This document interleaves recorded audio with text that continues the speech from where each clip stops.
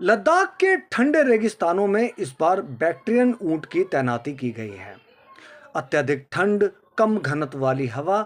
और 15,000 फीट से भी अधिक ऊंचाई के अनुकूल ढल चुके ये ऊंट 250 किलो तक का भार ढो सकते हैं और कम से कम चारे और पानी के बिना भी लंबी से लंबी दूरी तय कर सकते हैं। इसी खास भौगोलिक क्षमता को देखते हुए, विशेषता को देखते हुए इन्हें सैन्य टुकड़ी का इस बार हिस्सा बनाया गया है और ये भी तय किया गया है कि आने वाली 26 जनवरी को 2026 के गणतंत्र दिवस समारोह में कर्तव्य पथ पर इनका प्रदर्शन किया जाएगा परेड के दौरान।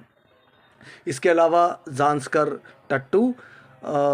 10 भारतीय नस्ल के विशेष कुत्ते, सैन्य कुत्ते और 4 शिकारी पक्षी भी इस बार दिखाए जाएंगे। ये दुर्लभ प्रजाति के जो प्राणी हैं, ये पहली बार होगा जब इनका प्रदर्शन रिपब्लिक डे परेड में किया जाएगा, आम जनता के सामने, विदेशी अतिथि के सामने और सभी लोगों के सामने। ये दिखाने का ये उद्देश्य है कि भारतीय सेना अत्याधुनिक तकनीक से सज्ज होने के बावजूद नवाचार और पारंपरिक उपयोगिताओं को ना भूलते हुए, पारंपरिक कुशलताओं को ना भूलते हुए इनका एक संयोजन सबके सामने रखना चाहती है। यानी सोफिस्टिकेटेड टेक्नोलॉजी भी सबके सामने होगी और इनोवेशन भी सबके सामने होगा और ट्रेडिशनल जो हमारा नवाचार है, जो परंपरागत हमारी शक्तियां हैं, चाहे वो नेचुरल हों या आर्टिफिशियल हों, उन्हें भी दिखाया जाएगा।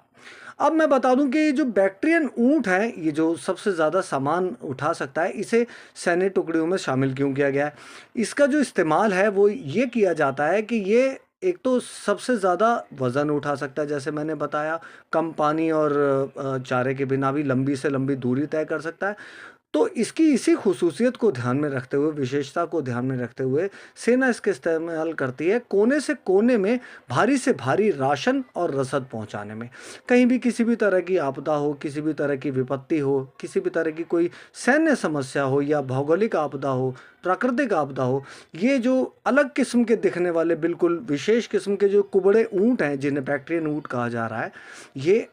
अपनी क्षमताओं का इस्तेमाल कर सकते हैं जो इन्हें प्रकृति से मिली है और भारी से भारी सामान, राशन और हथियार भी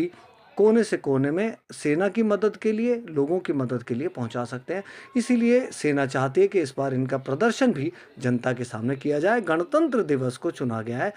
इस विशेष आयोजन को चुना गया है इस विशेष प्रदर्शन के लिए।